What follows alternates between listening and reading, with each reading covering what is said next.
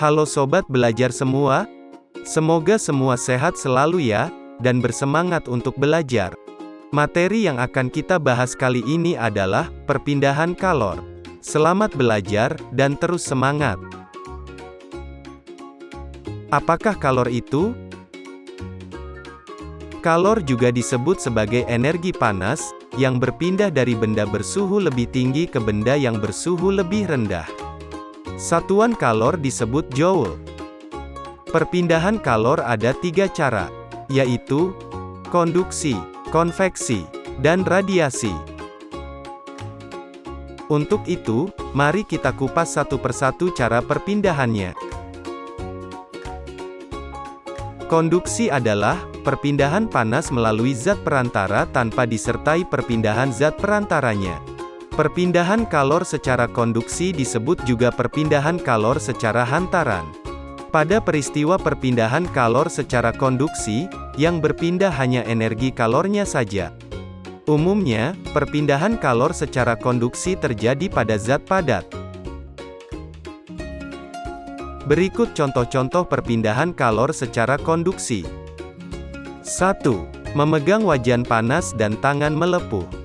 2. Tangan panas saat kita mengaduk adonan gula, air panas, dan kopi dengan menggunakan sendok logam. 3. Tangan panas saat kita memegang kawat logam kembang api yang sedang menyala. 4. Knalpot akan panas ketika mesin motor dihidupkan. 5. Mentega akan meleleh ketika diletakkan di wajan yang tengah dipanaskan. 6. Tutup panci terasa panas saat panci digunakan untuk memasak. Dari contoh tersebut, yang berpindah hanya energi kalornya saja, sedangkan zat perantaranya tidak ikut berpindah. Kalor akan berpindah dari benda bersuhu tinggi menuju benda yang suhunya lebih rendah. Perpindahan kalor secara konveksi.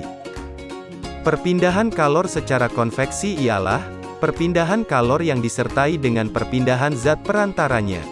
Zat yang menerima kalor akan memuai dan menjadi lebih ringan, sehingga akan bergerak ke atas.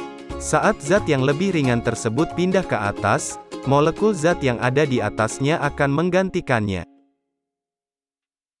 Umumnya peristiwa perpindahan kalor secara konveksi terjadi pada zat cair dan gas. Jadi, perpindahan kalor secara konveksi ialah perpindahan kalor yang disertai dengan perpindahan zat perantaranya. Berikut beberapa contoh perpindahan kalor secara konveksi. Contoh konveksi pertama, pada saat merebus air. Air yang terkena panas terlebih dahulu adalah air yang berada di bagian bawah. Air yang dingin memiliki kepadatan lebih tinggi dibanding air panas, sehingga air dingin akan ke bawah dan air panas bergerak ke atas. Perbedaan suhu ini menimbulkan arus konveksi. Pada akhirnya, air yang di dalam panci akan sama-sama panas. Contoh konveksi kedua. Terjadinya angin darat dan angin laut. Angin darat terjadi karena udara di darat pada malam hari lebih cepat dingin daripada udara di laut. Sehingga, udara yang berada di atas laut akan naik, dan udara dari darat akan menggantikan posisi udara yang naik tadi.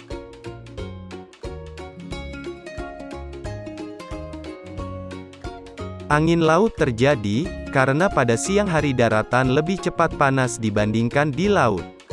Sehingga, udara di darat akan naik, dan udara dari laut akan mengalir ke darat menggantikan tempat udara yang naik tadi. Keadaan ini digunakan para nelayan untuk pergi melaut pada malam hari, dan kembali ke darat pada pagi atau siang hari.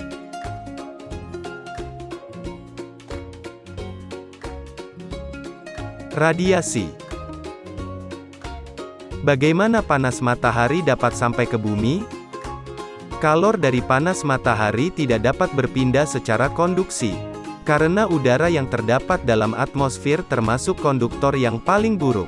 Kalor dari matahari tidak dapat menghantar secara konveksi, karena antara matahari dan bumi terdapat ruang hampa yang tidak menghantarkan kalor. Jadi, kalor dari matahari merambat ke bumi tanpa melalui zat perantara. Proses perpindahan kalor yang tidak memerlukan zat perantara, dinamakan radiasi. Radiasi adalah energi yang bergerak dalam bentuk gelombang, atau partikel kecil dengan kecepatan tinggi. Contoh lainnya perambatan kalor secara radiasi. Ketika kita pergi berkemah ke pegunungan, udara di pegunungan sangat dingin. Untuk menghangatkan badan, kita perlu membuat api unggun. Panas dari api unggun tersebut dapat sampai ke tubuh kita tanpa melalui zat perantara.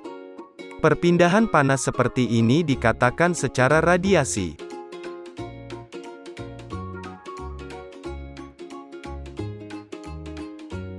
Demikian tadi video pembelajaran tentang cara perpindahan kalor.